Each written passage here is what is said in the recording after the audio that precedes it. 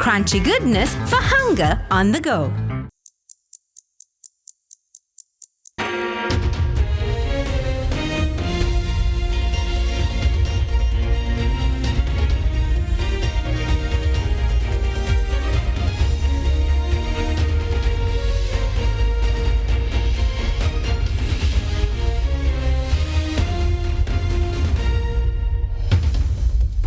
Tonight, on First at 9 this Tuesday, the 4th of February 2025. 77 years since, Sri Lanka celebrates 77 years of independence. President Anura Dissanayake, in his address to the nation, vows to create a nation that reveres human dignity. Start from scratch. Archbishop of Colombo calls for Sri Lanka to adopt a new constitution. Claims current constitution gives rise to corruption, poverty and lawlessness. Aviation development. Government to resume Muthurajawala BIA fuel pipeline project. Reveals the Power and Energy Minister. Highlights plans to upgrade existing fuel pipelines at BIA. Japanese aid. Japan extends a 300 million yen grant to improve waste management infrastructure under government's Clean Sri Lanka initiative. Dengue surge. Sri Lanka reports nearly 5,000 dengue cases in January. National Dengue Control Unit confirms 2 dengue-related deaths. Chilo Dairy, Sri Lankawama Kiren Perata. Obe Vishwasi Dinu Sensodyne, then Langamati Pharmacy Labagata Hacker. කට්ට පරිස්සම් කරගත්තොත් අපි පරිස්සම්. Asian Paints Causeway Aquasafe Vesat Mattuik Gedarat Disney. From Derana, this is Derana First at 9. Live from Studio 24 in Colombo. Good evening and welcome to First at 9 on Sri Lanka's most trusted news source, Derana. I'm Taridu Mahendra, joining you live with the latest in Sri Lanka and around the world. Now, Sri Lanka today celebrated the 77th anniversary of independence with a simple yet proud National Independence Day celebration at the Independence Square in Colombo, comprising a significantly reduced number of personnel. This year's national ceremony, chaired by President Anura Dissanayake, was held under the theme "Let's join the national renaissance."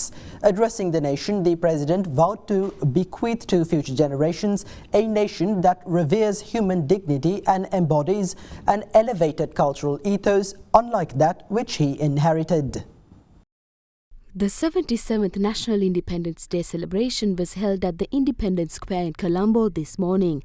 This year's theme of the national celebration was "Let's join the national renaissance." The celebration was attended by distinguished invitees, including parliamentarians, including the leader of the opposition, members of the diplomatic missions in Sri Lanka and government officials. Subsequently, Chief Justice Murthu Fernando, Speaker of Parliament Dr. Jagat Wickramaratne and Prime Minister Dr. Harini Amarasuriya arrived at the site of the celebration. සම්ප්‍රාප්ත වන්නේ ශ්‍රී ලංකා පාර්ලිමේන්තුවේ ගරු කතානායක වෛද්‍ය ජගත් වික්‍රමරත්න මැතිතුමා. ආචාර්ය හරිනි අමරසූරිය මැතිණියගේ පැමිණීම. The formal festivities commenced after the arrival of President Anura Dissanayake, who inaugurated the ceremony by hoisting the national flag, after which the national anthem was sung.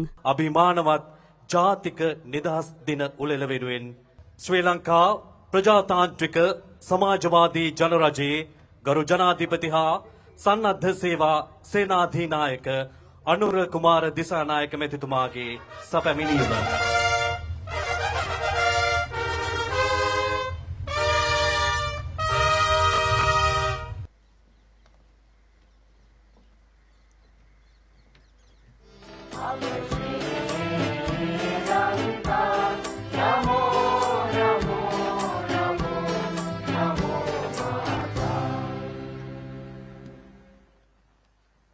Subsequently, the president was escorted to the special platform by the commanders of the Tri-Forces and the acting Inspector General of Police. Afterwards, Buddhist incantations were recited.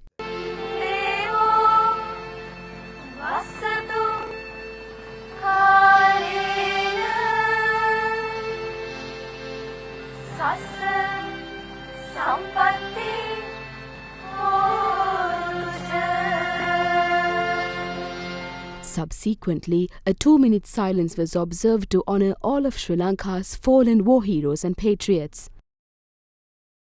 Afterwards, the President was honoured with a ceremonial guard of honour by the Triforces.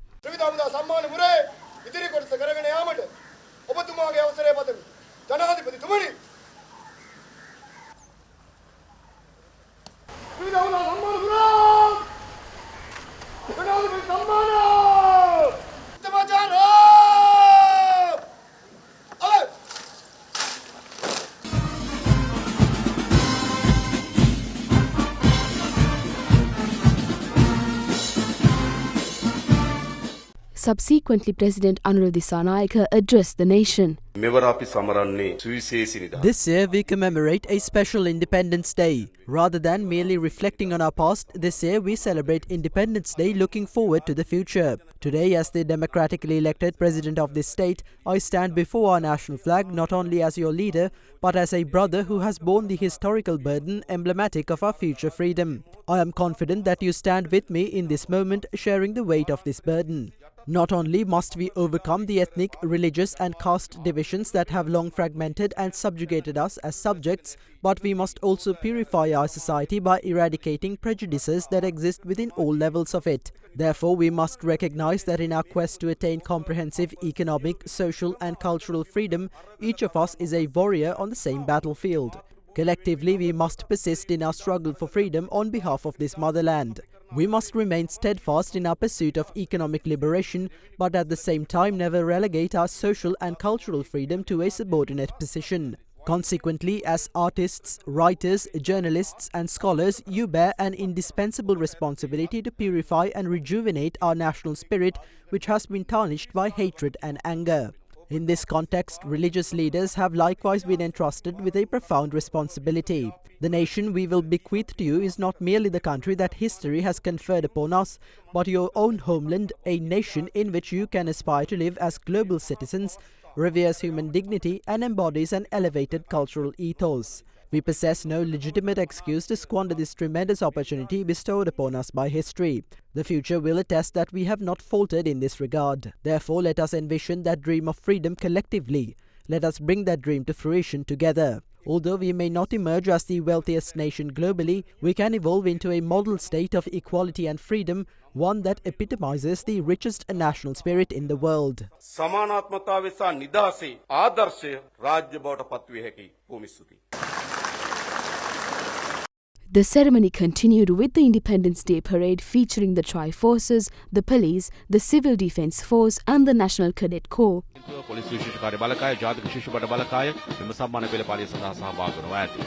ඒ වගේම ශ්‍රී ලංකා යුද හමුදාවේ ස්වේච්ඡා බල සේනාවේ වැඩ බලන සේනා විධායක සහ ආරක්ෂක සේනා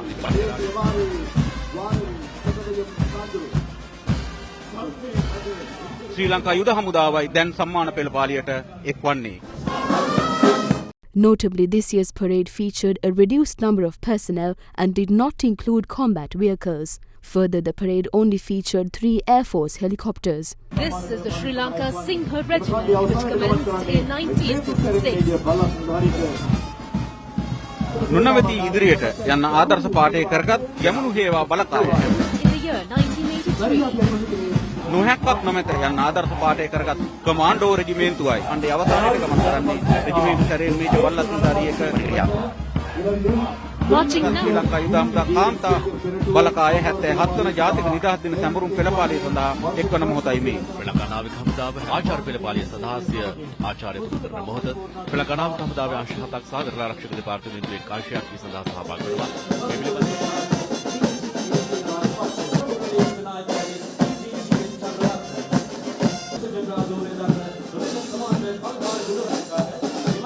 අභියෝගයන් හමුවේ නොසැලී නිල් සයුරේ විකුමන් දක්වන ලක්මවගේ දීර්ය දියණියන්ගේ සුසැදි නාවික හමුදාවේ සියලුම අංශයන් නියෝජනය කරන ලබන කාන්තා නාවික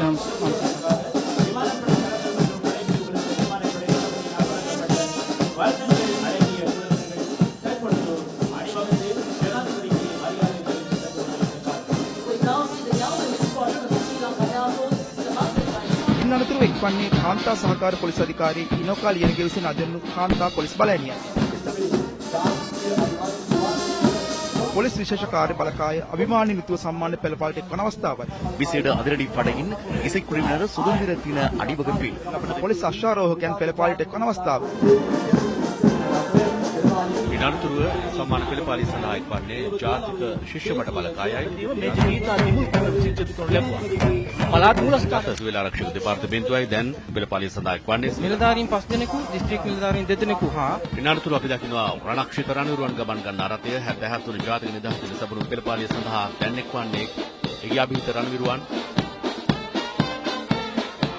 The celebration also featured several traditional performances.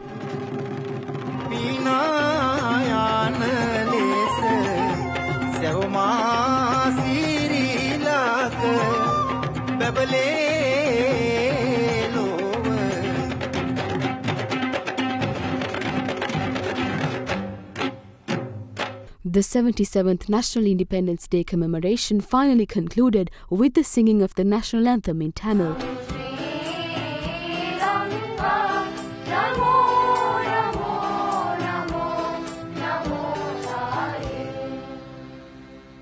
Meanwhile, the ceremonial 25-gun salute by the Sri Lanka Navy to commemorate the 77th Independence Day celebration was conducted at 12 noon by SLNS Syra from the waters of the Gore-Face Green. Fire! One gun! Fire! Number 3 gun! Fire!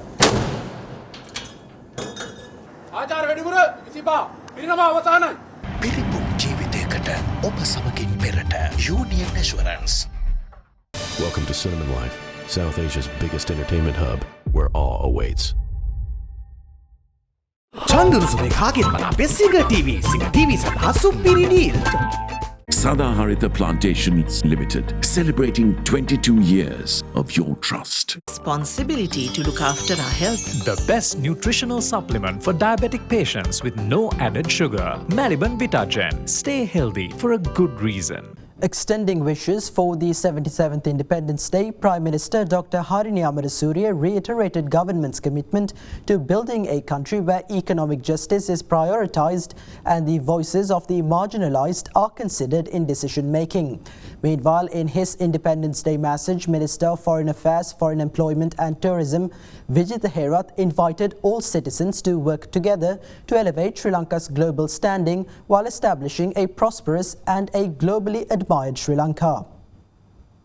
In her Independence Day message, Prime Minister Dr. Harini Amarasuriya highlights that independence does not solely comprise sovereignty, but also dignity, justice and the right to a life free from oppression. Extending her wishes, the Premier says that true freedom comes from an all-inclusive and equitable society where every community has an equal stake in shaping the nation and feels valued and respected. Dr. Amarasuriya highlighted that the government's manifesto, A Thriving Nation, A Beautiful Life, is a commitment to build a country where democracy is deepened, economic justice is prioritized, and the voices of the marginalized are considered in decision-making. Meanwhile, extending wishes for the Independence Day, Minister of Foreign Affairs, Foreign Employment and Tourism Vijay Therath emphasized that the 77th Independence Day is a reaffirmation of commitment to unity, progress and global cooperation. In his message, the Foreign Minister assures to strengthen bilateral and multilateral partnerships, which reflects both the Sri Lankan heritage and aspirations for the future. While acknowledging the contributions of the Sri Lankan workforce across the globe, the Minister highlighted that ensuring their welfare, security and dignity remains a top priority of the government. The Foreign Minister concluded his statement inviting all citizens to work together to elevate Sri Lanka's global standing, drive sustainable economic growth and build a prosperous, inclusive and globally admired Sri Lanka. Meanwhile, leader of the opposition Sajith Premadasa in his Independence Day message emphasized Sri Lanka's duty to preserve and strengthen the democracy it inherited at the time of independence. Premadasa urged all citizens to reflect on their shared history and recognize the current moment as a critical point in the nation's democratic evolution. He also called on the people of Sri Lanka to make a resolute commitment towards fostering a more unified and inclusive future. Meanwhile, the United States Secretary of State Marco Rubio, in his message to Sri Lanka in view of the 77th Independence Day, asserted that the United States remains committed towards increasing trade and investment between the two countries. Meanwhile, India's External Affairs Minister Dr. S. Jaishankar reaffirmed India's willingness to strengthen the two neighbouring countries' long-standing partnership in his message to the people of Sri Lanka in line with the Independence Day. Other global leaders also extended wishes to Sri Lanka on the occasion of the 77th Independence Day. US Secretary of State Marco Rubio, extending his wishes for Sri Lanka's 77th Independence Day, stated that the United States and Sri Lanka have developed a strong and mutually beneficial partnership grounded in people-to-people ties and shared democratic values. Rubio emphasized that the US looks forward to increasing trade and investment between the two countries, as well as strengthening security cooperation to advance stability and prosperity across the Indo-Pacific region in the coming year. Meanwhile, India's External Affairs Minister Dr. S. Jaishankar took to social media to extend his warm felicitations to Sri Lanka's Foreign Minister Vijitha Herath and the people of Sri Lanka. He reaffirmed India's commitment to further strengthening its long-standing and multifaceted partnership with Sri Lanka. The Embassy of the People's Republic of China in Sri Lanka also conveyed congratulatory messages from Chinese Foreign Minister Wang Yi to Sri Lankan Foreign Minister Vijitha Herath. The embassy stated that China is committed to working with Sri Lanka to jointly build a China-Sri Lanka community with a shared future. Meanwhile, President of the Maldives, Dr. Mohamed Muizu, extending his wishes for Sri Lanka's Independence Day, expressed confidence that bilateral ties between the two governments would be elevated through increased engagements. Additionally, several other nations, including France, Belgium and Cuba, extended wishes to Sri Lanka on the occasion of the 77th Independence Day. Fast-track your career from O-levels with eSoft. Diabetesol, සීනිවලින් පරිස්සම්වන ඔබට අමතක නොවන පෝෂණය. Prime Group ලංකාවේ ප්‍රථම වතාවට හඳුන්වා දෙන land leasing ලේසියෙන් මීටමක්. Single 1111 up to 60% off from the 11th November to the 17th of November. Kalani wire කිසිගින්නක් නැහැ. කිසිගින්නක් නැහැ. Kalani Fire Shield Wire. Religious rites were performed across many places of worship today, aimed at seeking blessings for Sri Lanka in line with the 77th Independence Day. Further, 285 inmates detained at prisons across the island received special pardons in view of the Independence Day. Buddhist rites were performed at the sacred temple of Toothwellik in Kandy this morning, seeking blessings for Sri Lanka in line with the 77th Independence Day. Floral tributes were laid at the statue of late Prime Minister D.S. Senanayake, situated at the temple of Toothwellik. Meanwhile, floral tributes were also laid at the statue of late D.S. Senanayake at the Independence Square premises.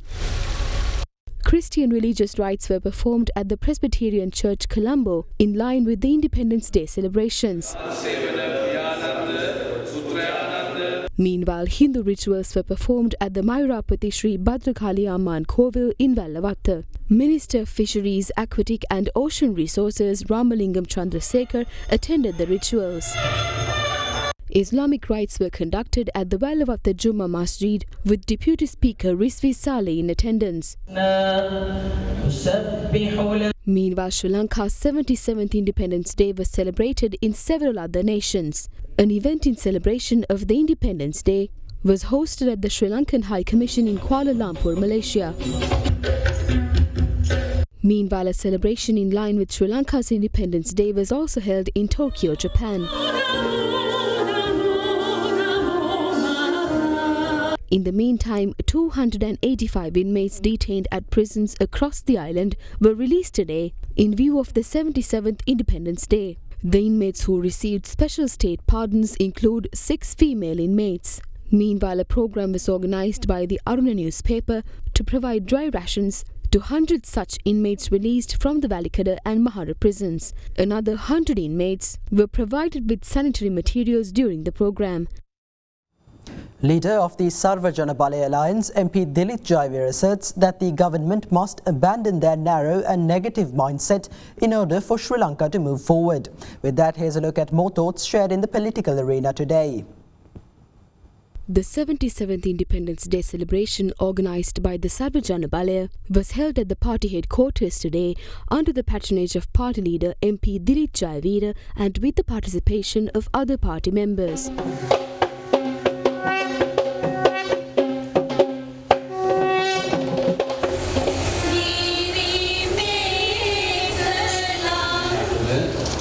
ගෞරවයෙන් ආරාධනා කරනවා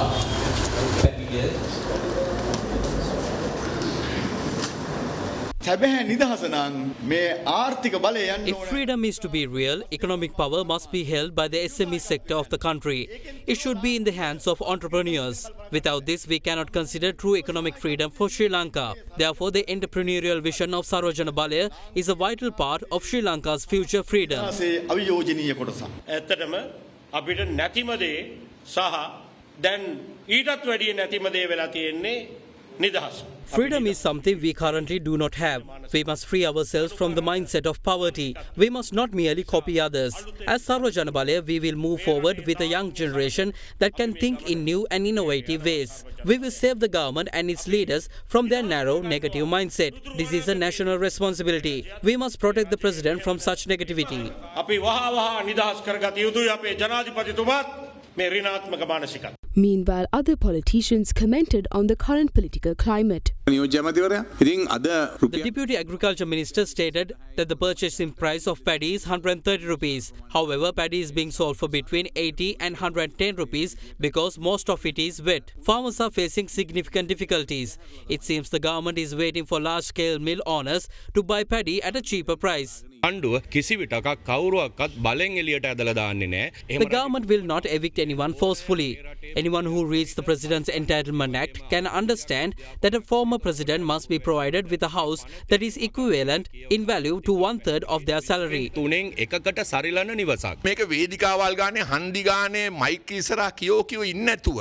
urge the government to take legal action instead of making statements. We have no issue with that. It is neither former President Mahinda Rajapaksa nor former President Chandrika Kumaratunga who included these entitlement for a residence in the constitution. Furthermore, President Anura Dissanayaka stated that former President Chandrika is living in a 15,000 square foot mansion alone. He forgets that she is alone because the JVP killed her husband, Vijay Kumaratunga.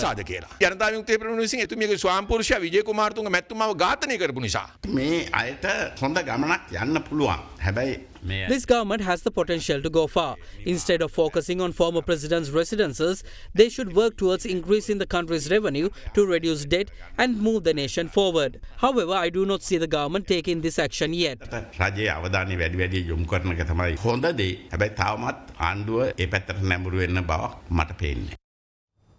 Archbishop of Colombo, His Eminence Malcolm Cardinal Ranjit, called for the abolishment of the current constitution, claiming that it is a dictatorial constitution giving rise to corruption, poverty and lawlessness.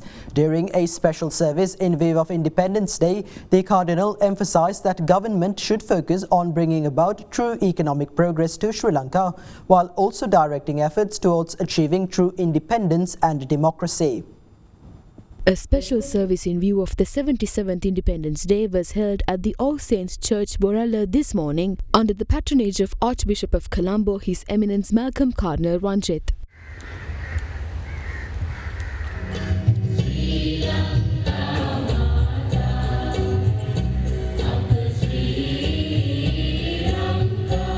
නිදහසින් පසු දශක 6ක පමණ කාලය තුල අප රට පාලන තන්ත්‍රය බොහෝ දුරට මෙහෙයවනු ලැබුවේ.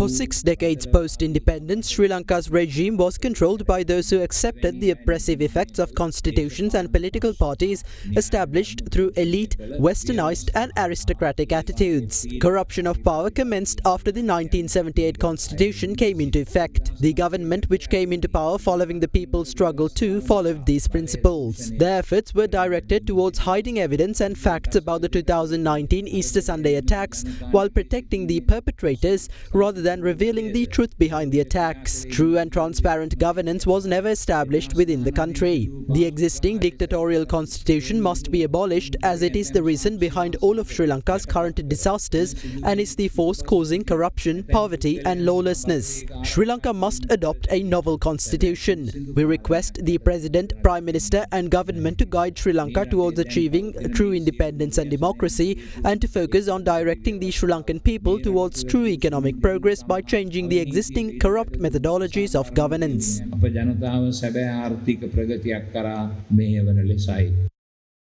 Minister of Power and Energy Kumara Jaikodi announced that the previously halted project to lay a pipeline to supply aviation fuel directly from Muthurajavela to Bandaranaike International Airport will be implemented soon. During a tour of inspection at the aviation fuel supply terminal at Bandaranaike International Airport, the minister also mentioned that the foundation has been laid to upgrade the BIA's existing fuel pipeline system to meet the modernisation needs of the airport over the next 2 decades. According to the Ceylon Petroleum Corporation, the project to establish a direct pipeline from its Muthurajawala terminal to Bandaranaike International Airport, which was first discussed in 2017, was halted before reaching the construction phase due to Sri Lanka's financial crisis, despite an expenditure of 32.95 million rupees and 7.55% of physical progress. The CPC further stated that in light of the current financial situation, its board of directors has decided to resume the project using a combination of equity and debt capital. The board also considered seeking financial assistance, potentially from the Bank of Ceylon, to meet the project's capital requirements. To mitigate the opportunity cost associated with re-inviting bids, the project will continue to be conducted by the selected contractor. Additionally, the CPC announced that it is in the process of renewing the initial environmental examination of the project with the Central Environmental Authority in the coming months. According to reports issued by the CPC, the estimated cost of the project is 10.353 billion rupees. Meanwhile, during a tour of inspection at the aviation fuel supply terminal at Bandaranaike International Airport, Energy Minister Kumara Jayakodi stated that steps have been taken to increase the aviation fuel storage capacity at BIA to approximately 13 million litres. Additionally, he emphasised that internationally accepted fuel supply systems would be used to fuel aircraft. The minister also mentioned that the foundation has been laid to upgrade the existing fuel pipeline system to meet the modernisation needs of Bandaranaike Airport over the next 20 years. Now, nearly 5,000 cases of dengue were reported across Sri Lanka before the end of January this year. Out of the 4,943 total cases reported in January, the highest number was reported from the Gampaha district with 764 cases. In addition, 674 cases were reported in the Colombo district, of which 608 were reported within the Colombo Municipal Council area. Further, 315 cases were reported from the Gold district, 303 from the Kandy district, 278 from the Batticaloa district and 201 from the Jaffna district. According to the National Dengue Control Unit, 2 dengue-related deaths were confirmed during January. Further, the NDCU has identified 16 high-risk dengue zones across the country. And with that, here's a look at more local news across the island in brief. The temporary yard, which was constructed at Blue Mendel for container transport parking in a bid to address container congestion at the Port of Colombo, was declared open for operations yesterday. The relevant yard was constructed as per a decision of the Cabinet Subcommittee appointed by President Anura Dissanayake to address the issue. Meanwhile, 3 of the 4 suspects arrested over a triple murder in Ambalantota, which resulted from a dispute between 2 rival groups involved in illicit liquor distilling, were placed under remand custody until the 13th of February after being produced before the Hambantota Magistrates Court today. A 13-year-old suspect arrested in connection with the incident was ordered to be sent for probation care at the Kitulangoda Detention Centre. In other local news, a woman from Dematagoda, Colombo was arrested at the Bandaranaike International Airport by the Police Narcotics Bureau for smuggling a large consignment of electronic cigarettes valued at over 3.9 million rupees. Police stated that the suspect has been released on police bail but added that she is scheduled to be produced before the Negombo Magistrates Court on the 7th of February.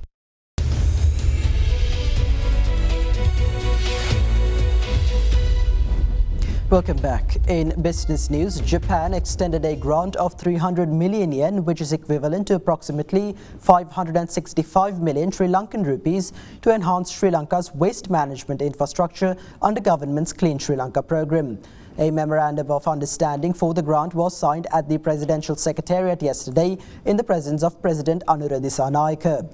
The agreement was signed by the Parliamentary Vice Minister of Foreign Affairs of Japan, Sayama Akiko, and Secretary to Sri Lanka's Minister of Finance, Mahinda Sirivardana. During the meeting, the Japanese Vice Minister for Foreign Affairs expressed willingness of the Japanese government to continue assisting Sri Lanka in its anti-corruption measures and broader governance reforms. Meanwhile, President Anura Dissanayake assured that Sri Lanka would continue to uphold its anti-corruption policies without compromise and emphasized the government's commitment to transparency and good governance. The president also thanked Japan for resuming previously halted Japan-funded projects in Sri Lanka and acknowledged Japan's support in Sri Lanka's debt restructuring process.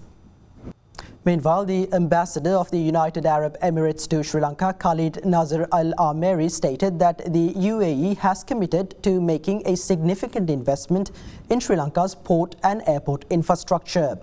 In a statement, the Department of Government Information noted that this topic was discussed during a recent meeting between Minister Bimal Ratnayake and Ambassador Al-Ameri. During the meeting, Ambassador Al-Ameri confirmed that the UAE's contribution would include the development of a new airport terminal in the Colombo port city. The discussions took place ahead of President Anura Disanayake's scheduled visit to the UAE later this month.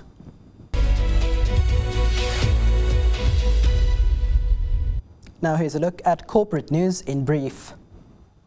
Fitch Ratings says DFCC Bank's recent disposal of its 6.5 billion rupees stake in Acuity Partners is likely to improve the DFCC's capital buffers, mostly at the bank level. Acuity Partners was jointly held by DFCC and Hatton National Bank. Fitch estimates the disposal will improve DFCC's Common Equity Tier 1 ratio by around 100 basis points at the bank level, with a negligible impact at the group level. Meanwhile, Commercial Bank decided to raise up to 15 billion rupees through a sale of green bonds, increasing the volume from a previous plan of only 5 billion rupees. The debentures will have tenures of 5, 7 and 10 years. The bank plans to offer 100 million 100 rupee bonds to raise 10 billion rupees and additional bonds worth 5 billion rupees if the first offer is oversubscribed. The bonds will be Basel III compliant and be converted to shares to repay depositors. In other corporate news, John Keel's Holdings profits in the December 2024 quarter fell 5% to 2.8 billion rupees. Per share earnings for the quarter were 17 cents per share. Revenues for the quarter grew 13% to 74.2 billion rupees, with insurance incomes growing 12% to 6 billion rupees. Meanwhile, the cost of sales also rose 13% to 64.9 billion rupees.